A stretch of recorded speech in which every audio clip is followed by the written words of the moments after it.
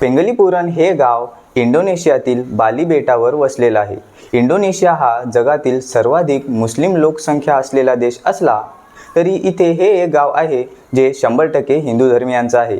हेच या गावाचं सर्वात वेगळं आणि विशेष वैशिष्ट्य आहे. हे गाव बालीच्या बंगाली जिल्ह्यात डोंगर रांगामध्ये शांत हिरवळीत वसलं आहे. संपूर्ण गाव इतकं सुंदर आणि स्वच्छ आहे की पाहणारा पहिल्याच नजरेत गावाच्या प्रेमात पडतो. पेंगलीपुरम हे जगातील सर्वात स्वच्छ गावांपैकी एक मानलं जातं.